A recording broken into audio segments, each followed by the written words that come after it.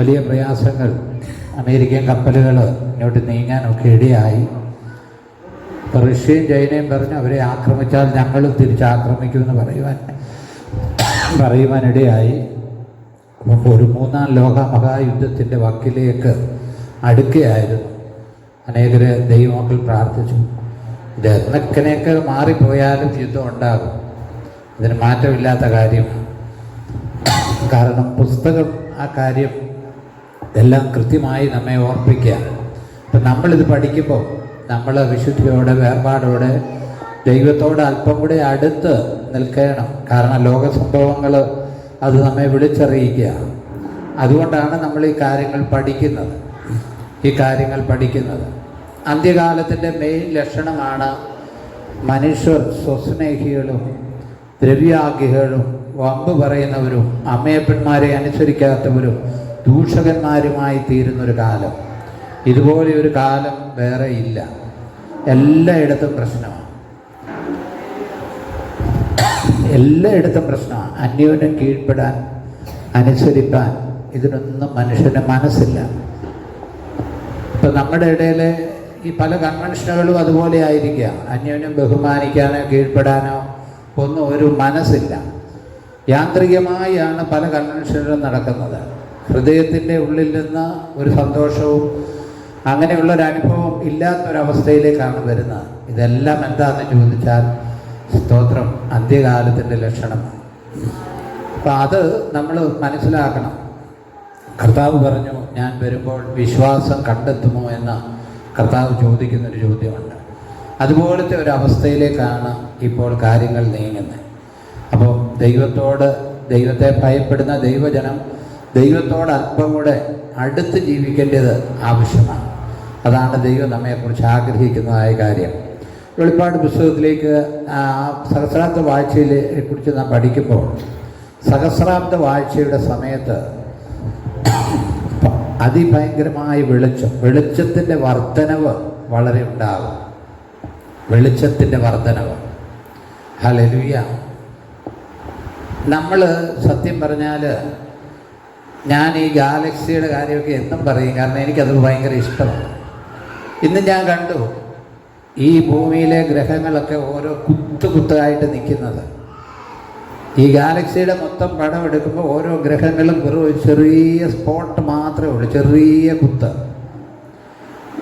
ഈ സൂര്യനിൽ നിന്ന് അടുത്ത അതുപോലുള്ളൊരു വലിയ ഗ്രഹത്തിലേക്കുള്ള ദൂരം 4.27 പ്രകാശവർഷമാണെന്നാണ് പറയുന്നത്. ഇന്ന് ഞാനത് കണ്ടായിരുന്നു, അടുത്ത സൂര്യനേക്കാളും വലിയൊരു ഗ്രഹത്തിലേക്ക്.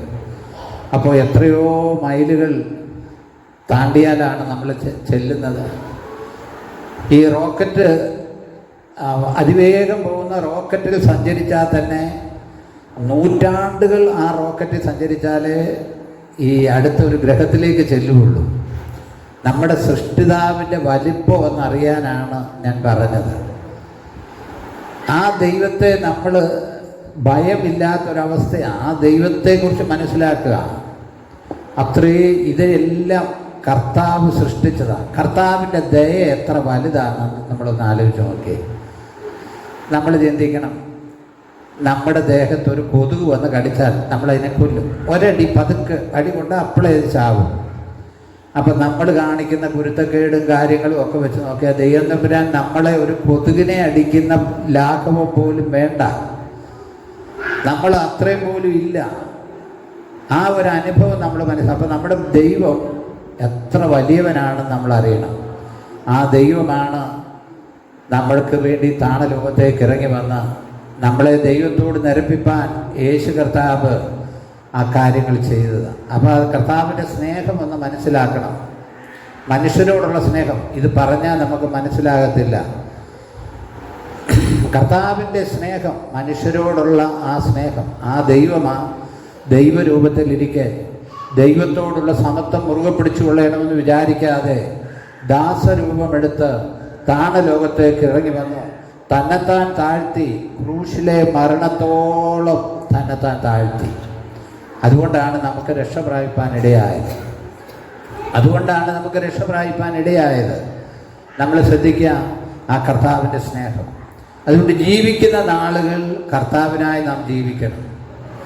കർത്താവിനായി ജീവിക്കാതെ നമ്മൾ സ്തോത്രം എന്ത് ചെയ്തുകൊണ്ടും ഒരു കാര്യമില്ല. കർത്താവിനായിട്ട് ജീവിക്കുക, അതാണ് നമ്മുടെ നിത്യത, അതാണ് നമ്മുടെ അനുഭവം.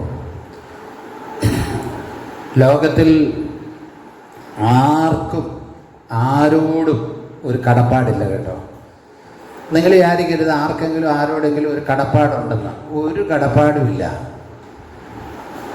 അത് ഞാൻ പല ആളുകളുമായിട്ട് ഇടപെടുന്ന ഞാൻ മനസ്സിലാക്കിയിട്ടുണ്ട്. എന്തെങ്കിലും നന്മകളൊക്കെ ഉണ്ടെങ്കിൽ അത്രയും കാലത്തേക്കൊരു കടപ്പാടുണ്ട്, അത്രയും കാലത്തേക്കൊരു കടപ്പാടുണ്ട്. അല്ലാതെ വേറെ ഒരു കടപ്പാടുമില്ല. അല്ലെ നിങ്ങളും വ്യക്തിപരമായി ചിന്തിച്ച് നോക്കിക്കോ. നമ്മളിൽ നിന്ന് എന്തെങ്കിലും ഒരു കുറവുണ്ടാകുമോ, എന്തെങ്കിലും ഒരു നന്മ കുറയുകയോ ചെയ്യുമ്പോൾ സകല കടപ്പാടുകളും തീരും, സകല കടപ്പാടുകളും തീരും. അത്രയേ ഉള്ളൂ. അപ്പനും മക്കളും തമ്മിൽ കടപ്പാടുകളില്ല, അമ്മയും മക്കളും തമ്മിൽ കടപ്പാടുകളില്ല, സഹോദരങ്ങൾ തമ്മിൽ കടപ്പാടുകളില്ല, അയൽവക്കക്കാർ തമ്മിൽ കടപ്പാടില്ല. എല്ലാവരും അവരവരുടെ കാര്യത്തിലേക്കും അവരവരുടെ സ്വാർത്ഥതയിലേക്കും അവരവരുടെ സുഖത്തിലേക്കും നീങ്ങുന്നൊരു കാലമായത്. അങ്ങനെ ഒരു കാലത്തിലാണ് നാം നിൽക്കുന്നത്. സ്തോത്രം, ഹല്ലേലൂയ. ഞാനിന്ന് നമ്മുടെ ഗ്രൂപ്പിൽ ഒരു കവിത പോലെയുള്ള ഒരെണ്ണം ഇട്ടായിരുന്നു. പ്രായമായി കഴിഞ്ഞാൽ പിന്നത്തെ അവസ്ഥയാണ്. നമുക്ക് ചില കാര്യങ്ങൾ നിർദ്ദേശം തരുന്ന ഒരു പാട്ടായിരുന്നു ഇട്ടത്. നമ്മുടെ ഗ്രൂപ്പിൽ ഞാൻ ഇട്ടായിരുന്നെന്ന് തോന്നുന്നു. അതൊന്ന് കേൾക്കേണ്ടതാണ്. ആവശ്യമില്ലാത്ത കാര്യങ്ങളിലൊന്നും ഇടപെടരുത്. ഒന്നും കേട്ടാലും കേട്ടില്ലെന്ന് നടിക്കണം. ഒരു കാര്യത്തിനും വാശി പിടിക്കരുത്. എന്തെല്ലാം കാര്യങ്ങളാണ് എഴുതിയേക്കുന്നത്, അനുഭവത്തിൽ നിന്ന് എഴുതിയേക്കുന്നത്, എൻ്റെ കൂടെ പഠിച്ചവർ എഴുതിയേക്കുന്നത്. കാരണം എന്നാന്ന് ചോദിച്ചാൽ ഞങ്ങളെല്ലാം ഒരു പ്രായക്കാരാണ്. 65, 66, 67 വയസ്സുള്ളവരാണ്. അതുകൊണ്ട് തന്നെ അവർക്കുള്ള ഉപദേശമാണ്. ഇന്നതേ കഴിക്കാവുള്ളൂ എന്ന് ചിന്തിക്കരുത്, കിടക്കുന്നിടം ഇന്നിടത്തെ കിടക്കാവുള്ളൂ എന്ന് ചിന്തിക്കരുത്. എന്തെല്ലാം കാര്യങ്ങളാണെന്നറിയാം അനുഭവത്തിൽ നിന്ന് എഴുതിയേക്കുന്നത്. അതുകൊണ്ട് അത്രയേ ഉള്ളൂ കാര്യം. ലോകത്തിലെ കാര്യം അത്രയേ ഉള്ളൂ. സ്തോത്രം. ലോകത്തിലൊന്നും നിലനിൽക്കത്തില്ല. അതുകൊണ്ട് കർത്താവുമായിട്ടുള്ള ബന്ധമാണ് ഏറ്റവും വലിയ ബന്ധം. വെളിപ്പാട് പുസ്തകത്തിൻ്റെ ആ സഹസ്രാബ്ദ വാഴ്ചയെക്കുറിച്ച് എഴുതിയേക്കുന്നതിനെക്കുറിച്ച് മറ്റു അധ്യായങ്ങളിൽ പുസ്തകങ്ങളിൽ പറയുന്നു.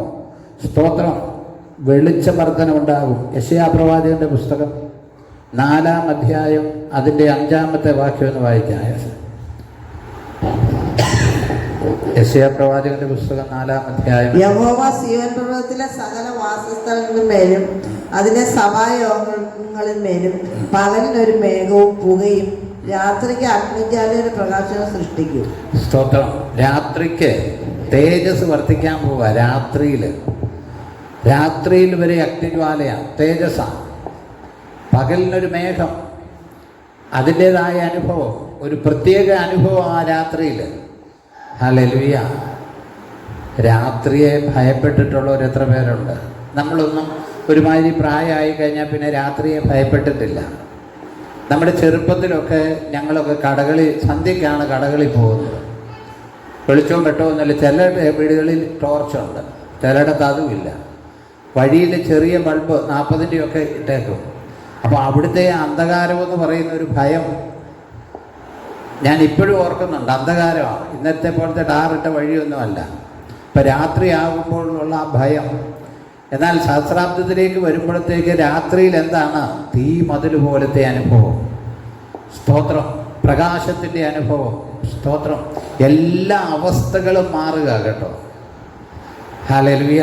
ദൈവം തമ്പുരാൻ എന്ന് കൽപ്പിച്ചു കഴിഞ്ഞാൽ ഈ ഭൂമി ഇങ്ങനെ കറങ്ങിക്കൊണ്ടിരിക്കുമ്പോൾ തന്നെ ദൈവം ഒന്ന് കൽപ്പിച്ചാൽ, ഇപ്പം കമ്പ്യൂട്ടറിൽ ഒരു ഗ്രഹം വന്ന ഭൂമിയെ ഇടിക്കുന്ന ഇതൊക്കെ ചിലർ കണ്ടിട്ടുണ്ടാകും.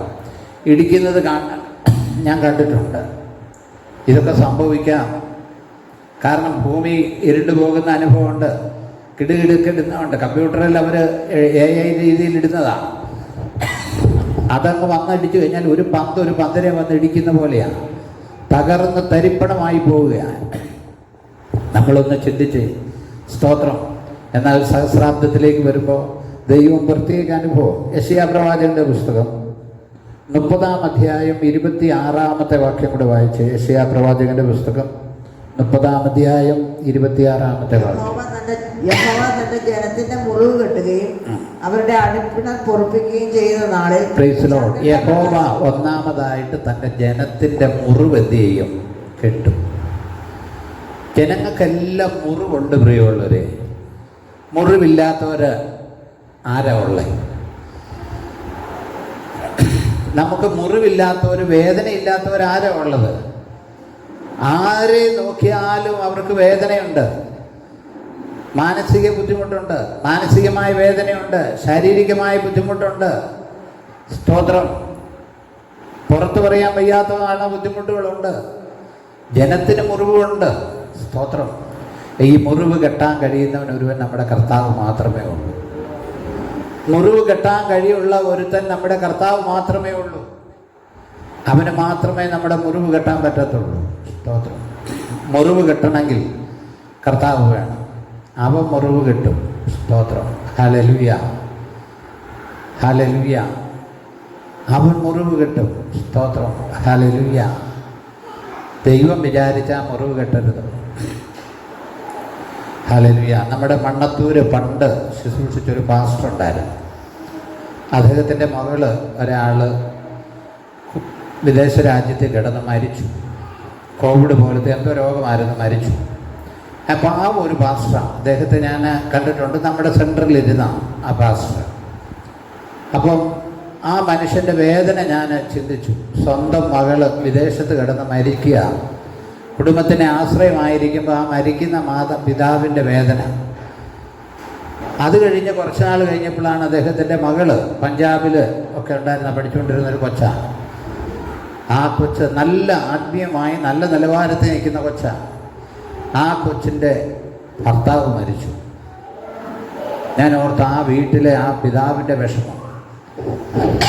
ആ പെൺകൊച്ച് അവളുടെ വേദനകളെല്ലാം ഫേസ്ബുക്കിലും യൂട്യൂബിലും ഒക്കെ അവളുടെ വേദനകളും വിഷമങ്ങളും അവളുടെ നിരാശകളും എല്ലാം ഇങ്ങനെ എഴുതുമായിരുന്നു. എനിക്ക് തോന്നുന്നു 1-2 വർഷമായുള്ളൂ ആ കുഞ്ഞിനെ വേറൊരുത്തം വന്ന് വിവാഹം കഴിച്ചു. അദ്ദേഹത്തിൻ്റെയും ഫോട്ടോ ഞാൻ കണ്ടു. അപ്പം അവളുടെ അതുവരെയുള്ള വിലാപം അങ്ങ് മാറി. ഇപ്പോഴത്തെ എഴുത്തിന് നമുക്ക് മാറ്റമുണ്ട്. കാരണം അതുവരെയുള്ള വിലാപം, അവളുടെ വേദന, ആ വിലാപം അങ്ങ് മാറി. അപ്പം അത് ഞാൻ ശ്രദ്ധിച്ചു. ഓരോ തരത്തിലുള്ള വേദനകൾ, ഓരോ തരത്തിലുള്ള പ്രയാസങ്ങൾ. ഹല്ലേലൂയ. എന്തെല്ലാം തരത്തിലുള്ള വേദനകളാണ് ലോകത്തിൽ അനുഭവിക്കുന്നത്. കർത്താവ് പറയുകയാണ്, ഞാൻ എൻ്റെ ജനത്തിൻ്റെ മുറിവ് എന്ത് ചെയ്യും? കെട്ടും. സ്തോത്രം. അതൊന്ന് ഏറ്റെടുക്കണം. എവിടെ മുറിവുണ്ടെങ്കിലും സ്തോത്രം. ഹല്ലേലൂയ. ദൈവമായ കർത്താവ് പറയുകയാണ്, ഞാൻ എൻ്റെ ജനത്തിൻ്റെ മുറിവ് എന്ത് ചെയ്യും? കെട്ടും. സ്തോത്രം. അവൻ കെട്ടിയാൽ പിന്നെ വേദനയില്ല. കേട്ടോ. ഹല്ലേലൂയ. അവൻ കെട്ടിയാൽ പിന്നെ വേദനയില്ല. അവൻ സഹായിച്ചാൽ പിന്നെ വേദനയില്ല. ഞാൻ എൻ്റെ ജനത്തിൻ്റെ മുറിവ് എന്ത് ചെയ്യും? കെട്ടും. സ്തോത്രം. ഹല്ലേലൂയ. അടുത്തത്, അവരുടെ അടിപ്പിണ പൊറുപ്പിക്കുകയും ചെയ്യുന്ന നാളിൽ ചന്ദ്രന്റെ പ്രകാശം, അവരുടെ വേദനകളെല്ലാം പൊറുപ്പിക്കുന്ന നാളിൽ ചന്ദ്രന്റെ പ്രകാശം, സൂര്യന്റെ പ്രകാശം. ഒന്ന് ഭാവനെ കണ്ടേ. രാത്രിയിലെ പ്രകാശം എന്ന് പറയുമ്പോൾ പകല് പോലെ, സൂര്യന്റെ പ്രകാശം പോലെ. ഹല്ലേലൂയ. പ്രകാശം 7 പകലിന്റെ പ്രകാശം പോലെ, 7 പകലിന്റെ പ്രകാശം പോലെ ആകും. ഞാൻ ഇന്നും വായിച്ചപ്പോൾ ഓർത്തു, 7 ഇരട്ടി ചൂടെന്ന് പറഞ്ഞാൽ നട്ടറക്കാട്ട് ഉച്ചയ്ക്ക് നമുക്ക് മുകളിലോട്ട് നോക്കാൻ മേല. അപ്പോൾ 7 ഇരട്ടി വന്നു കഴിഞ്ഞാൽ നമ്മൾ കരിഞ്ഞു പോവുക. നമ്മളെന്ന് വെച്ചാൽ അന്നുള്ള ജനങ്ങൾ കരിഞ്ഞു പോവുകയില്ലെന്ന് ഓർത്തു. ഇപ്പം എൻ്റെ ഹൃദയത്തിലേക്ക് വന്നു, ചൂടിനെ കുറിച്ചല്ല പറഞ്ഞേക്കുന്നത്, പ്രകാശത്തെക്കുറിച്ചാണ് പറഞ്ഞേക്കുന്നത്. ഇപ്പം നല്ല ലൈറ്റൊക്കെ വിദേശ രാജ്യങ്ങളിൽ, ഇപ്പോൾ നമ്മുടെ ഇവിടെ ആയി, വിദേശ രാജ്യങ്ങളിലെ വലിയ മാളുകളിലേക്ക് കയറി ചെന്നാൽ എല്ലാ സൈഡും റിഫ്ലക്റ്റ് ചെയ്യുന്ന ഗ്ലാസ്സാണ്. അപ്പോൾ ഇട്ടേക്കുന്ന ഈ ലൈറ്റ് മുഴുവനും അങ്ങോട്ട് റിഫ്ലക്റ്റ് ചെയ്യുമോ? ലൈറ്റ് അങ്ങ് ഇടുമ്പോഴത്തേക്ക് ഇതിൽ നിന്നെല്ലാം റിഫ്ലക്റ്റും ചെയ്യുക. സത്യം പറഞ്ഞാൽ നമ്മളിരിക്കുന്നത് സ്വർഗത്തിലാണെന്ന് തോന്നിപ്പോകും. വലിയ വലിയ മാളുകൾ, ഈ പിള്ളേരൊക്കെ പോയിട്ടുണ്ട്, വലിയ വലിയ മാളുകളിൽ രാത്രിയിൽ ചെന്ന് കയറി കഴിഞ്ഞാൽ പകലാണെങ്കിലും അങ്ങ് സ്വർഗീയമായ ഒരു അനുഭവമാണ്. ആ വെളിച്ചം, ചൂടല്ല, അവിടെ AC സൗകര്യം എല്ലാം ഉണ്ട്, ചൂടില്ല. വെളിച്ചം ഭയങ്കരമാണ്. സ്തോത്രം. അപ്പം നമ്മൾ ശ്രദ്ധിക്കേണ്ട കാര്യം, സ്തോത്രം, വെളിച്ചം ഈ 7 ഇരട്ടി വെളിച്ചം. സ്തോത്രം. ഹല്ലേലൂയ. സൂര്യന്റെ പ്രകാശം എങ്ങനെയാണ്? 7 പകലിന്റെ പ്രകാശം. 7 പകലിന്റെ പ്രകാശം. 7. അപ്പൊ നമ്മളൊന്ന് ചിന്തിച്ചു നോക്കിക്കേ, വെളിച്ചത്തിന്റെ അനുഭവം, ഇരുട്ടില്ലാത്ത അനുഭവം.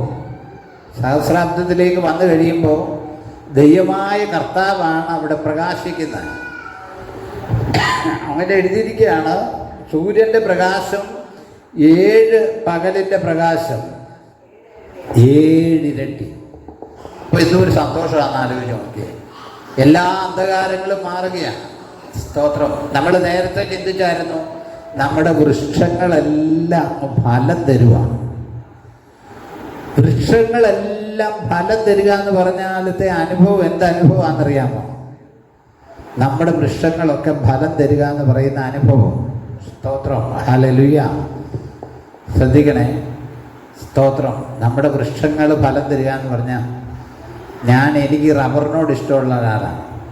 ഇന്നലെ ഞാൻ ഒരു 105 റബ്ബർ 30 വർഷം വെട്ടിയ ഒരു മരം, അതിലൊരുത്തൻ വെട്ടുക.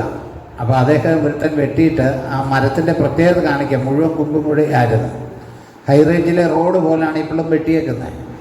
പക്ഷേ അതിൽ നിന്ന് വീഴുന്ന പാലെന്ന് പറഞ്ഞാൽ, പാല് ചില്ലേന്ന് കമ്പി ഇരിക്കുന്ന പോലാണ് ഇതിരിക്കുന്ന പാല്. ഒഴുകി വളരെ ഇതായിട്ട് തോന്നി. അപ്പം ഞാൻ ഓർത്തു, അത്രയും ഒരു 10 മരമുണ്ട് മതി മനുഷ്യൻ്റെ. കാരണം അനുഭവം. 105 റബ്ബറിനെ കുറിച്ച് എഴുതിയിരിക്കുക. അത് വെട്ടി കുളവാക്കിയ മരമാണ്. പക്ഷെ എന്നാലും വെട്ട് തന്നെയാണ് വെട്ടുന്നത്. പലയിടത്തും കായം ഇങ്ങനെയുള്ളതുകൊണ്ട് അവിടുന്ന് മാറ്റിവിടും ഇത്. എങ്കിലും അതിൻ്റെ അനുഭവം വലുതാണ്. ഹല്ലേലൂയ. അനുഭവം വലുതാണ്. അന്ന് കൃഷിയുടെ അനുഭവം എല്ലാം വലുതായിരിക്കും. ഹല്ലേലൂയ. സഹസ്രാബ്ദത്തിൽ ഈ ഭൂമി ഇപ്പോൾ ശാപത്തിൻ്റെ കീഴിലാണ്. എല്ലാം അനുഭവം തരുന്നൊരു അനുഭവം. ഹല്ലേലൂയ. എല്ലാം പ്രത്യേക അനുഭവം നമുക്ക് തരും. സ്തോത്രം. ഹല്ലേലൂയ. യെശയ്യാ പ്രവാചകന്റെ പുസ്തകം 60-ാം അധ്യായം അതിൻ്റെ 19ഉം 20ഉം വാക്യങ്ങളൊന്ന് വായിക്കാം. ഹല്ലേലൂയ. ഇനി പകൽ നേരത്ത് നിന്റെ വെളിച്ചം സൂര്യനല്ല. Price the Lord. ഇനിയും പറയാ, അതിനെക്കുറിച്ച് തന്നെ പറയാ. ഇനി പകൽ നേരത്ത് നിന്റെ വെളിച്ചം സൂര്യനല്ല. നിനക്ക് നിലാവട്ടം തരുന്നത് ചന്ദ്രനുമല്ല. നിനക്ക് നിലാവട്ടം തരുന്നത് ചന്ദ്രനുമല്ല. യഹോവ നിനക്ക് നിത്യപ്രകാശവും നിന്റെ ദൈവം നിന്റെ തേജസ്സുമാകുന്നു. Price the Lord. യഹോവ നിന്റെ നിത്യപ്രകാശം. ഹല്ലേലൂയ. അതാ ഞാൻ മുമ്പേ പറഞ്ഞത്. സൂര്യൻ്റെ ചന്ദ്രൻ്റെ ഒന്നും ആവശ്യമില്ല. യഹോവ നിന്റെ നിത്യ പ്രകാശം. അടുത്തത്, നിന്റെ ദൈവം നിന്റെ തേജസ്സുമാകുന്നു. നിന്റെ ദൈവം നിന്റെ തേജസ്. ഹല്ലേലൂയ. നമ്മളെല്ലാം തേജസ്സുള്ളവരായിട്ട് മാറും കേട്ടോ. ഹല്ലേലൂയ. കർത്താവിൻ്റെ സാന്നിധ്യം ഉണ്ടെങ്കിൽ. നമുക്കറിയാം, മോശ ഒരിക്കൽ 40 ദിവസം ദൈവത്തിൻ്റെ സന്നിധിയിലേക്ക് കയറിപ്പോയി. തിരിച്ചു വന്നപ്പോൾ ജനത്തിന് അവരുടെ മുഖത്ത് നോക്കാൻ കഴിയത്തില്ല. സ്തോത്രം. ഹല്ലേലൂയ. ജനത്തിന് അവൻ്റെ മുഖത്ത് നോക്കാൻ പറ്റത്തില്ല. ഹല്ലേലൂയ. കാരണം അവൻ മൂടുപടം വിടേണ്ടി വന്നു. ജനത്തിന് അവൻ്റെ മുഖം പ്രകാശിക്കുക. കാരണം ദൈവത്തോട് ഒപ്പമുള്ള വാസത്തിൽ മുഖം പ്രകാശിക്കുക. അപ്പം ദൈവത്തിൻ്റെ ഈ അനുഭവത്തിൽ ദൈവം തന്നെ അവർക്ക് പ്രകാശമായിരിക്കും. ഹല്ലേലൂയ. സ്തോത്രം. നമ്മൾ ശ്രദ്ധിക്കണേ. ഈ ബൈബിള് നമ്മൾ പഠിച്ചു കഴിഞ്ഞാൽ ഈ മോശയുടെ കാലം വരെ ഉൽപ്പത്തി, പുറപ്പാട്, ലേവ്യ, സംഖ്യ, ആവർത്തനം, അത്രയും കാര്യം ഈ ആവർത്തനം വരെയുള്ള കാര്യം മോശയായി എഴുതിയത്. ആവർത്തനം അവസാനിപ്പിക്കുന്നത് യോശുവായും എഴുതി. കാരണം മോശ മരിച്ചു അടക്കി എന്നൊക്കെ പറഞ്ഞ് എഴുതണമെങ്കിൽ മടക്കിയ മോശയ്ക്ക് എഴുതാൻ പറ്റുകയില്ല. അപ്പം പിറ്റേത് യോശുവായാണ് പുസ്തകം എഴുതിയേക്കുന്നത്. അപ്പോൾ ആ യോശുവായുടെ ആണ് എഴുതിയത്. അതിന് മുമ്പ് അതുവരെ പാപത്തിൻ്റെ ലിസ്റ്റ് മനുഷ്യന് കൊടുത്തിട്ടില്ലായിരുന്നു. മനുഷ്യരെല്ലാം പാപത്തിൻ്റെ ലിസ്റ്റ് അന്നില്ലായിരുന്നു. പിന്നീടാണ് പാപത്തിൻ്റെ ലിസ്റ്റ് കൊടുത്തത്. അന്ന് സഹോദരൻ സഹോദരിയെ വിവാഹം കഴിക്കും, ഒരു പുരുഷൻ അപ്പൻ്റെ പെങ്ങളെ വിവാഹം കഴിക്കും. അതുപോലെയുള്ള കാര്യങ്ങളാണ്. പല വിവാഹം കഴിക്കും, മരുമകളെ ഭാര്യയായിട്ടെടുക്കും. ഇതൊന്നും അന്ന് പ്രമാണമില്ലായിരുന്നു. അന്ന് യഹൂദയുടെയും യാക്കോബിൻ്റെയും കാര്യമൊക്കെ എഴുതുമ്പോൾ അവർക്കന്ന് പ്രമാണമില്ല. പ്രമാണം ലഭിച്ചത്, നിങ്ങൾ ആ ഒരു മർമ്മം മനസ്സിലാക്കണം കേട്ടോ. പ്രമാണം ലഭിച്ചത് എപ്പോഴാണ്? പ്രമാണം ലഭിച്ചത് ന്യായപ്രമാണം അവരിങ്ങോട്ട് കടന്നു വരുമ്പോഴാണ്. മോശയുടെ കാലത്താണ് പാപത്തെക്കുറിച്ചും ന്യായപ്രമാണത്തെക്കുറിച്ചും ഒക്കെ ലഭിക്കാനിടയായത്. അന്നേരമാണ് ദൈവം പ്രമാണം കൊടുത്തത്, കൽപ്പന കൊടുത്തത്. അതുവരെ കൽപ്പനയില്ലായിരുന്നു. അവരവരുടെ മനസാക്ഷി വെച്ചായിരുന്നു ദൈവം അവരെ ന്യായം വിധിച്ചുകൊണ്ടിരുന്നത്. മനസാക്ഷിയുടെ യുഗം. മനസാക്ഷി, നമ്മുടെ മനസാക്ഷിക്ക് ബോധ്യം. പ്രമാണമില്ലേലും നമ്മുടെ മനസാക്ഷിക്ക്, അല്ലെങ്കിൽ മനസാക്ഷി കുറ്റം പറയാത്ത കാര്യങ്ങളായിരുന്നു നമ്മുടെ മനസാക്ഷിയുമായിട്ടുള്ള ബന്ധമായിരുന്നു. പിന്നീടാണ് ദൈവം പ്രമാണം കൊടുത്തത്. ആ പ്രമാണം ലേവ്യാപുസ്തകമൊക്കെ പഠിച്ചു കഴിഞ്ഞാൽ എന്തൊക്കെ ചെയ്യരുതെന്ന് ദൈവം കൽപ്പന കൊടുത്തു, ആ കാര്യങ്ങളെല്ലാം അന്ന് ജനം ചെയ്തുകൊണ്ടിരുന്നു. എന്തെല്ലാം കാര്യം ദൈവം ചെയ്യരുതെന്ന് പറഞ്ഞോ ആ കാര്യമെല്ലാം അവരെന്തുണ്ടായിരുന്നു? ചെയ്യുന്നുണ്ടായിരുന്നു. ഹല്ലേലൂയ. വളരെ ശ്രദ്ധിക്കണം. അതുവരെ ഉണ്ടായിരുന്ന പ്രമാണം ഞാൻ പറയുമ്പോൾ തന്നെ നിങ്ങൾക്ക് മനസ്സിലാവും, ഒത്തിരി വിശദീകരിക്കേണ്ട. ലേവ്യാപുസ്തകത്തിലൊക്കെ പറയുന്ന പ്രമാണം അതുവരെ ചെയ്തുകൊണ്ടിരുന്നതാണ്. എന്നാൽ ദൈവം പ്രമാണം കൊടുത്തപ്പോൾ പറഞ്ഞു, നിങ്ങൾ ഇനി ആ കാര്യം എന്ത് ചെയ്യരുത്. സ്തോത്രം. പ്രമാണം കൊടുത്തു. ആ പ്രമാണം അന്ന് മുതൽ ഇന്നോളം ഈ പ്രമാണം നമുക്കുണ്ട്. പുതുമയത്തിലേക്ക് വരുമ്പോൾ 10 കൽപ്പനയല്ല ഉള്ളത്, അനേക കാര്യങ്ങളാണ് പുതിയ നിയമത്തിലേക്ക് വരുമ്പോൾ എഴുതിയിരിക്കുന്നത്. നമ്മൾ ഈ വചനം അനുസരിച്ചും വചനം ശ്രദ്ധിച്ചും വചനത്തെ ഭയപ്പെട്ടും വചനത്തെ അനുസരിച്ച് നമ്മൾ മുമ്പോട്ട് പോയാൽ എവിടെയെങ്കിലും ഒരു പ്രശ്നം നടക്കുമോ? നിന്നേക്കാളധികം, അല്ലെങ്കിൽ നീ മറ്റുള്ളവൻ നിനക്ക് ചെയ്യണമെന്ന് ആഗ്രഹിക്കുന്ന കാര്യങ്ങൾ അങ്ങനെ ചെയ്യണം, അങ്ങനെയൊക്കെ നമ്മൾ ചെയ്യുകയാണെങ്കിൽ വല്ലയിടത്തും വല്ല പ്രശ്നമുണ്ടോ? ഹല്ലേലൂയ. ഒരിടത്തും ഒരു പ്രശ്നമില്ല. വചനം നമ്മൾ അനുസരിച്ച് പോവുകയാണെങ്കിൽ ഒരിടത്തും ഒരു പ്രശ്നം ഉണ്ടാകത്തില്ല. ഈ പ്രശ്നങ്ങളുടെ കാര്യം എന്നാ? വചനം അനുസരിക്കുന്നില്ല, ദൈവവചനം അനുസരിക്കുന്നില്ല. ക്ഷമിക്കാൻ, സ്തോത്രം, ഹല്ലേലൂയ. ക്ഷമിക്കാൻ നമ്മൾ എന്ത് ചെയ്യണം? പഠിക്കണം. വലിയ പാടാണ്. ഹല്ലേലൂയ, സ്തോത്രം. ഞാൻ ഓർക്കുന്നുണ്ട്, എൻ്റെ മാതാപിതാക്കളോട് ചില സമയത്തൊക്കെ നമ്മൾ റഫായിട്ട് നമ്മുടെ ഇല്ലായ്മയിലൊക്കെ ഇടപെട്ടിട്ടുണ്ട്. എന്നാലും ഒരിക്കലും അതൊരു പകയായി വെച്ചുകൊണ്ടിരുന്നിട്ടില്ല. ചില കാര്യങ്ങളിലൊക്കെ ഇടപെട്ടിട്ടുണ്ട്. ഒരിക്കൽ അച്ഛനെ ഇവളുടെ കെസിയുടെ പ്രായം ബ്ലസ്സിക്കുള്ളപ്പോൾ അവളെ അടിച്ചു. അവൾ കുരുത്തക്കേട് കാണിച്ചിട്ട് അടിച്ചേ. അവൾ അടിച്ചപ്പോൾ സ്റ്റെഫൻ കാണിക്കുന്ന പോലെ എന്നെ തല്ലിക്കൊല്ലുന്നേന്നും പറഞ്ഞ ഒരാലവ്. അപ്പോൾ എൻ്റെ കൊച്ചിനെ അടിച്ചു കഴിഞ്ഞപ്പോൾ സത്യം പറഞ്ഞാൽ ഞാൻ ചെന്ന് ദേഷ്യപ്പെട്ടു. അച്ഛൻ എന്നെ ഈ കാണിക്കുന്നതെന്ന് ചോദിച്ചു. സത്യം പറ്റി അച്ഛനത് പ്രയാസമായിപ്പോയി. പിന്നെ അവളെ അച്ഛൻ തല്ലിയിട്ടില്ല. അവൾക്ക് തല്ല് കൊടുക്കേണ്ട കാര്യം അവൾ ചെയ്തത്. പക്ഷേ ഞാൻ ചെന്ന സത്യത്തിൽ ഞാനത് പറയാൻ പാടില്ലായിരുന്നു. പക്ഷെ ഇവളുടെ അലറ് കേട്ടപ്പോഴത്തേക്ക് ഞാനും ചെന്ന് പറഞ്ഞു. അച്ഛന് ഒത്തിരി പ്രയാസമായിപ്പോയി. പക്ഷെ അങ്ങനെ ഒരു പ്രയാസമൊക്കെ മാത്രമേ എൻ്റെ ഭാഗത്തു നിന്നുണ്ടായിട്ടുള്ളൂ. അതല്ലാതെ ഈ സ്ഥലം പോലും ഞാൻ മേടിക്കുമ്പം അച്ഛൻ്റെ പേരിലാണ് മേടിപ്പിച്ചത്. ഞങ്ങൾ മേടിച്ച സ്ഥലമായിരുന്നു, ആദ്യമായിട്ട് മേടിച്ചതാണ്. എൻ്റെ കമ്പനിയിൽ നിന്ന് തന്നെ ഉടമസ്ഥൻ പറഞ്ഞാൽ നിൻ്റെ പേരിലേ മേടിക്കാവുള്ളൂന്ന്. ഞാൻ പറഞ്ഞു എനിക്ക് 24-25 വയസ്സേ ഉള്ളൂ. അപ്പം അന്ന് മേടിച്ചതാണ് ഇത്. അപ്പം ആദ്യമായിട്ട് മേടിക്കുന്ന അപ്പൻ്റെ പേരിലാണ് മേടിക്കുന്നതെന്ന് പറഞ്ഞു. അതുകൊണ്ട് എനിക്ക് വല്ല കുറവുണ്ടായോ? നാട്ടുകാരെന്നെ പൊട്ടനാന്ന് പറഞ്ഞു. പക്ഷെ ദൈവം എന്നെ പൊട്ടനാക്കിയോ? ദൈവം പൊട്ടനാക്കിയില്ല. Praise the Lord, hallelujah. നമ്മളൊരു കാര്യം ചെയ്യുമ്പോൾ അത് ചെയ്യേണ്ട പോലെ ചെയ്യണം.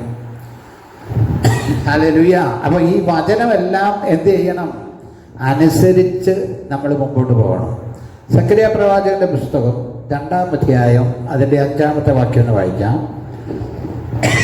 സക്കറിയ പ്രവാചകന്റെ പുസ്തകം 2-ാം അധ്യായം അതിൻ്റെ 5-ാമത്തെ വാക്യം. എന്നാൽ ഞാൻ അതിന് ചുറ്റും തീമതിലായിരിക്കും. ദൈവജനത്തെ കുറിച്ച് പറയുക. ആ പ്രകാശം, ആ ജനത്തിന് ചുറ്റും ഫയർ ബെൽറ്റ്, ഫയർ വാൾ, തീ മതില്. സ്തോത്രം, ഹല്ലേലൂയ. നമ്മൾ ആത്മാവിൽ മനസ്സിലാക്കാൻ കഴിയണം, ഇപ്പോഴും നമുക്ക് ചുറ്റും ദൈവത്തിൻ്റെ ഒരു വലിയ മതിലുണ്ട്. ദൈവത്തിൻ്റെ മതിൽ നമുക്ക് ചുറ്റുമുണ്ട്. അത് നമ്മൾ മനസ്സിലാക്കണം. പിന്നെ ഞാൻ നമ്മുടെ മാമൽശ്ശേരിൽ ഒരു ചേട്ടൻ മുളക് പറിക്കാൻ കയറിയതാണ്. കോണി തെറ്റിപ്പോയി, താഴെ പോയി, പിന്നെ അടിച്ചു, റാമ്പയിലടിച്ചു. പിന്നെ അദ്ദേഹം അനങ്ങിയിട്ടില്ല. എന്താ ചെയ്യേണ്ടത്? ഞാനും അന്ന് മുളക് പറിക്കാൻ കയറി. ഇവിടെ എൻ്റെ ഏണി തെറ്റിയായിരുന്നു. ഒരാഴ്ചോരം പറഞ്ഞിട്ടുണ്ട് ഇനി കയറരുത്. നമ്മുടെ ഏണി തെറ്റിയതാ. സ്തോത്രം, ഹല്ലേലൂയ. ചെറിയ ഇതാന്ന് പറഞ്ഞാലും കർത്താവ് കാക്കുന്നതുകൊണ്ടല്ലേ നമുക്ക് ചുറ്റും ഒരു തീ മതില്. ദൈവത്തിൻ്റെ കരുതൽ നമുക്ക് ചുറ്റും. ഹല്ലേലൂയ. നമ്മൾ പോകുമ്പോൾ നമ്മുടെ തലയിലോട്ട് ഒരു മച്ചിങ്ങ വീണാൽ പോരെ? നമ്മൾ റോഡിൽ കിടക്കുന്ന മച്ചിങ്ങ ഒക്കെ കണ്ടിട്ടില്ലേ? ഇത്രയുള്ള വെള്ളക്ക. അത് നമ്മൾ പോകുമ്പോഴാണ് വീഴുന്നെങ്കിലോ, നമ്മുടെ തലയിലോട്ടാകണോ വീഴുന്നെങ്കിലോ? ദൈവത്തിൻ്റെ ഒരു തീ മതില് നമുക്കും നമ്മുടെ കുഞ്ഞുങ്ങൾക്ക് ചുറ്റുമുണ്ട്. നമുക്ക് മാത്രമല്ല, നമ്മുടെ കുഞ്ഞുങ്ങൾക്ക് ചുറ്റും ദൈവത്തിൻ്റെ ഒരു തീ മതില്. ആ മതില് നമ്മൾ യോബിൻ്റെ പുസ്തകം പഠിക്കുമ്പോൾ നമുക്കറിയാം, സാത്താനോട് ചോദിക്കുക, നീ അവൻ്റെ മേൽ ദൃഷ്ടി വെച്ചു വന്ന്. ഇവിടെ തന്നെ അവൻ പറഞ്ഞിരിക്കുന്ന കാര്യനാ, നീ അവനും അവനുള്ള സകലത്തിനും ചുറ്റും എന്ത് ചെയ്തിട്ടുണ്ട്? വേലി കെട്ടിയിട്ടുണ്ട്. ഹല്ലേലൂയ. വേലി കെട്ടിയിട്ടുണ്ട് നമുക്ക് ചുറ്റുമുള്ളതിനും. ഹല്ലേലൂയ. നമുക്ക് ചുറ്റും വേലി കെട്ടിയിട്ടുണ്ട്. ഹല്ലേലൂയ. ശ്രദ്ധിക്കണേ. അപ്പോൾ കർത്താവ് അനുവദിച്ചു ഈ വേലി ഒന്ന് പൊളിച്ചു കൊടുക്കാൻ. കർത്താവ് എന്ത് ചെയ്തു? അനുവദിച്ചു. കർത്താവ് അനുവദിച്ചതുകൊണ്ടാണ് അവനെ തൊടാനിടയായത്. Praise the Lord, hallelujah. ഈ മറ്റുള്ള ആളുകൾ പലരും ഈ പോരാട്ടത്തെക്കുറിച്ചും ഒക്കെ പറയാറുണ്ട്. പോരാട്ടമൊക്കെ ഉണ്ട് കേട്ടോ, ഇല്ലെന്ന് പറയുന്നില്ല. പക്ഷെ നിന്നോട് പോരാടണമെങ്കിൽ നിന്റെ വേലി ദൈവം പൊളിച്ചെങ്കിൽ മാത്രമേ നിന്നോട് പോരാടാൻ കഴിയത്തുള്ളൂ. അപ്പോൾ നിന്റെ വേലി പൊളിക്കാതെ നീ സൂക്ഷിച്ചാൽ, ഹല്ലേലൂയ, നിന്റെ വേലി പൊളിക്കാതെ നീ സൂക്ഷിക്കണം. ഹല്ലേലൂയ. ഞങ്ങളൊക്കെ കണ്ടം കൃഷി ചെയ്തിട്ടുള്ളവരാ. ഞങ്ങൾ ചെറുപ്പത്തിൽ ഞങ്ങൾ താമസിച്ച സ്ഥലത്ത് തോട്ടിൽ വലിയ കെട്ടുവെള്ളം കെട്ടിയിട്ട് അതിനകത്ത് മോട്ടർ പിടിപ്പിക്കും. എന്നിട്ട് അതാണ് പണ്ട് ചക്രം ചവിട്ടുമായിരുന്നു. ചക്രം ചവിട്ടലൊക്കെ കഴിഞ്ഞ് കാലം മാറിയപ്പോൾ ആ വെള്ളം തോട്ടിൽ നിന്ന് ഡീസൽ മോട്ടർ വെച്ച് വെള്ളം നമ്മുടെ കണ്ടത്തിലോട്ട് അടിക്കും. വെള്ളം അടിക്കുമ്പോൾ നമ്മൾ ശ്രദ്ധിക്കുന്നത് എന്നാന്നറിയോ? നമ്മുടെ വരമ്പ് വെള്ളം ചോരാതെ നമ്മളാക്കും. നമ്മുടെ വരമ്പ് നമ്മൾ വെള്ളം ചോരാതാക്കും. ഹല്ലേലൂയ. നമ്മൾ ചോരാതാക്കിയില്ലെങ്കിൽ നമ്മുടെ ഈ ഇതെല്ലാം പോകും. സ്തോത്രം. ഞാൻ ശ്രദ്ധിക്കുന്നുണ്ട്, നമ്മുടെ അയലോക്കത്തെ കണ്ടക്കാരൻ നമ്മുടെ കാര്യങ്ങളൊക്കെ ചെയ്യുന്ന പുള്ളിയാണ്. അപ്പോൾ വളം തൂളുമ്പോഴും വെള്ളം തുറക്കുമായിരുന്നു. സത്യത്തിൽ ഈ വളം തൂളുമ്പോൾ വെള്ളം തുറന്നാൽ ഈ വെള്ളത്തിൻ്റെ കുറേ ഗുണമെല്ലാം അങ്ങോട്ട് പോകും. അപ്പോൾ നമ്മുടെ മതിൽ ചോരാതിരിക്കാൻ നമ്മൾ ശ്രദ്ധിക്കണം. ഹല്ലേലൂയ. നമ്മുടെ വേലി പൊളിയാതിരിക്കാൻ വേറൊരിടത്ത് നോക്കിയിട്ട് കാര്യമില്ല. ഇനി ഒരു മർമ്മം നമ്മൾ ഏറ്റവും അധികം മനസ്സിലാക്കണം. നമ്മുടെ വിഷയത്തിന് വേണ്ടി നമ്മൾ പ്രാർത്ഥിക്കുന്നത് പോലെ ഉള്ള പ്രയോജനം വേറെ ആര് പ്രാർത്ഥിച്ചാലും ഇല്ല. നിങ്ങളെല്ലാവരും മനസ്സിലാക്കണം, ചിലർ പറയും ഞാൻ വന്നിരുന്ന് പ്രാർത്ഥിക്കാം, 3 ദിവസം ഒക്കെ പ്രാർത്ഥിക്കാമെന്ന് പറയും. 3 ദിവസം ഞാൻ വന്ന് പ്രാർത്ഥിക്കാമെന്ന് പറയും. കുഴപ്പമില്ല, പ്രാർത്ഥനയ്ക്ക് ഞാൻ എതിരൊന്നും പറയുന്നില്ല. പക്ഷെ നമ്മളുടെ വേദനയുടെ അത്ര അവർക്കുണ്ടോ വേദന? അവർക്കിഷ്ടമുള്ള ഭക്ഷണമൊക്കെ നമ്മൾ ഉണ്ടാക്കി കൊടുക്കണം. അവർക്കിഷ്ടമുള്ള ഭക്ഷണമൊക്കെ ഉണ്ടാക്കി കൊടുത്താലേ അത് നടക്കത്തുള്ളൂ. എന്നാൽ നമ്മൾ എങ്ങും പോകാതെ നമ്മുടെ ദൈവത്തോട് നമ്മുടെ വിഷയമെന്ന് പറഞ്ഞാൽ അവൻ നമ്മളോട് അടുത്ത് വരുന്ന ദൈവമാണ്. നമ്മൾ ക്രമീകരിക്കേണ്ട കാര്യം ക്രമീകരിച്ചാൽ നമ്മളോട് അടുത്ത് വരുന്ന ദൈവമാണ് നമ്മുടെ ദൈവം. ഹല്ലേലൂയ. നമ്മളോട് അടുത്ത് വരും നമ്മുടെ കർത്താവ്. അവൻ ആർക്കും അകന്നിരിക്കുന്നവനല്ല നമ്മുടെ ദൈവം. നമ്മുടെ ദൈവം ആർക്കും അകന്നിരിക്കുന്നവനല്ല. ക്രമീകരിക്കേണ്ട കാര്യങ്ങൾ നാം ക്രമീകരിക്കണം. ക്രമീകരിക്കേണ്ട കാര്യങ്ങൾ നാം ക്രമീകരിക്കണം. Praise the Lord. Hallelujah, hallelujah. ക്രമീകരിക്കേണ്ട കാര്യങ്ങൾ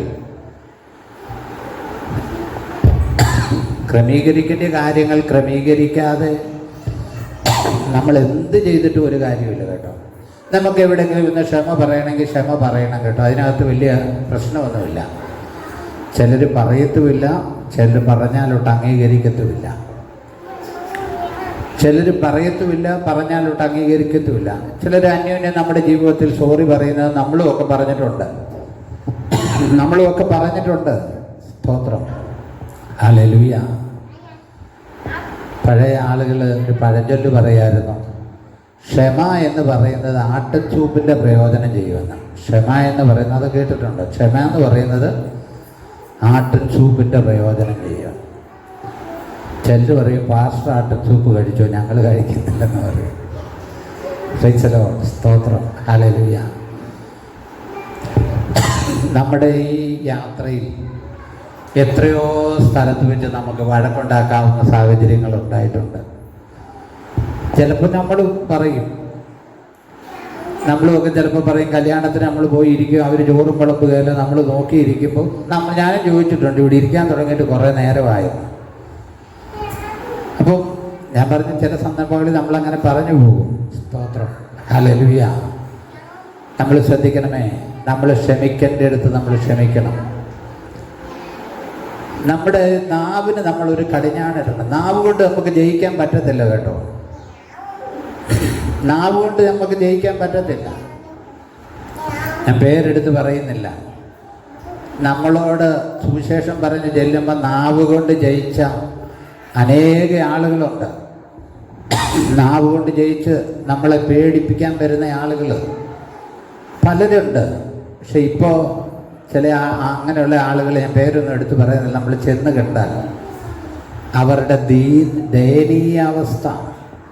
ഇപ്പം നമ്മൾ ചെല്ലുന്നത് ഭയങ്കര സന്തോഷമാണ്. ചെന്ന് എത്ര നേരം ഇരുന്നാലും അവർക്ക് വിരോധമില്ല. സ്തോത്രം. ശ്രദ്ധിക്കണേ. എത്ര നേരം ഇരുന്നാലും വിരോധമില്ല. സ്തോത്രം. ഹല്ലേലൂയ. പ്രിയമുള്ളവരെ, നമ്മുടെ പ്രതാപമെല്ലാം തീരും. ബലവാന്മാരെല്ലാം കുനിയും. അരയ്ക്കുന്നവർ ചുരുക്കമായാൽ അടങ്ങിയിരിക്കും. തെരുവുകളിലെ കതകെന്ത് ചെയ്യും? അടയും. നമ്മൾ കർത്താവ് വരാൻ താമസിച്ചാൽ 10 വർഷം കഴിഞ്ഞാൽ നമ്മൾ എത്ര പേര് ഇവിടെ കാണും? 10 വർഷം കഴിഞ്ഞാൽ നമ്മുടെ അവസ്ഥ എന്താണ്? ഈ ആരോഗ്യം നമുക്കുണ്ടോ? ഇപ്പം തന്നെ നമുക്കൊന്നും പറ്റാതായി. ഇപ്പം തന്നെ നമുക്ക് സുഖമില്ല. ഇപ്പം ചുമ തുടങ്ങിയിട്ട് എത്ര കാലമായി? ഇപ്പോഴും അതുമൊക്കെ ചെയ്യുന്നുണ്ട്, മാറുന്നില്ല. നമ്മുടെ ശരീരം ബലഹീനമായി വരികയാണ്. സ്തോത്രം. 10 വർഷം കഴിയുമ്പോഴത്തെ അവസ്ഥ എന്നാൽ ഇനി 10 വർഷം. ഇപ്പോൾ ജനുവരി പകുതി കഴിഞ്ഞപ്പോൾ 2 ആഴ്ച കഴിയുമ്പോൾ ജനുവരി തീർന്നു. ഫെബ്രുവരി 1-ാം തീയതി നമ്മുടെ ഇവിടെ വെച്ച് അവലോകന യോഗം നടക്കുക. ഫെബ്രുവരി ചില കല്യാണങ്ങളൊക്കെ വിളിച്ചിട്ടുണ്ട്. ഏപ്രിൽ ആകുമ്പോഴത്തേക്ക് നമ്മുടെ കൺവെൻഷൻ. ഇതെല്ലാം പണ്ടുന്നങ്ങ് തീരും. വീണ്ടും പിറ്റേ ആണ്ടർതി. ഇപ്പം മുതലേ പ്രാക്ടീസ് ചെയ്യേണ്ടി വരും അടുത്ത ആണ്ടർതിക്ക്. ഓടിത്തീരുന്ന കാണാൻ പാടില്ലേ? ഹല്ലേലൂയ. ശ്രദ്ധിക്കണേ. സ്തോത്രം.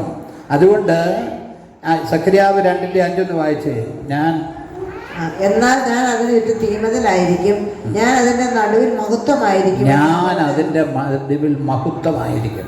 നമ്മുടെ വീടുകളിൽ, നമ്മുടെ സഭകളിൽ, നമ്മുടെ സെൻറ്ററുകളിൽ കർത്താവിൻ്റെ മഹത്വം വേണം. നമ്മുടെ വീടുകളിൽ കർത്താവിൻ്റെ മഹത്വം വ്യാപരിക്കുന്നുണ്ടോ? നമ്മുടെ സഭയിൽ കർത്താവിൻ്റെ മഹത്വം വ്യാപരിക്കണം. നമ്മുടെ ആരാധനയിൽ എല്ലാ ദിവസങ്ങളിലും കർത്താവിൻ്റെ മഹത്വം വ്യാപരിക്കുന്നുണ്ട്. ഹല്ലേലൂയ. കർത്താവിൻ്റെ മഹത്വം നമ്മുടെ മധ്യത്തിൽ വ്യാപരിക്കണം. നമ്മുടെ വീട്ടിൽ വ്യാപരിക്കണം, ദേശത്ത് വ്യാപരിക്കണം, സെൻട്രലിൽ വ്യാപരിക്കണം. കർത്താവിൻ്റെ മഹത്വം, കർത്താവിൻ്റെ മഹത്വം എങ്ങനെയാണ്? നമ്മളിൽ കൂടിയാണ് വെളിപ്പെടേണ്ടത്. നമ്മളിൽ കൂടിയാണ് കർത്താവിൻ്റെ മഹത്വം വെളിപ്പെടേണ്ടത്. സ്തോത്രം. ഇന്ന് രാത്രി ഞാൻ എൻ്റെ വാക്കുകൾ ഇവിടെ സംഭരിക്കാൻ ആഗ്രഹിക്കുക. പ്രിയമുള്ളവരെ, ശ്രദ്ധിക്കണമേ. കർത്താവിൻ്റെ രാജ്യത്തിൽ, സഹസ്രാബ്ദ രാജ്യത്തിൽ കർത്താവ് ഒരുക്കുന്ന തേജസ്, നാം അനുഭവിക്കുന്ന നന്മ, അതെല്ലാം വലിയൊരു അനുഗ്രഹമാണ്. ദൈവമായ കർത്താവ് നമ്മെ സഹായിക്കട്ടെ. കർത്താവിൻ്റെ വരവിന് വേണ്ടി നമുക്ക് ഒരുങ്ങാം. കർത്താവ് നമ്മെ അനുഗ്രഹിക്കട്ടെ. നമുക്ക് പ്രാർത്ഥിക്കാം.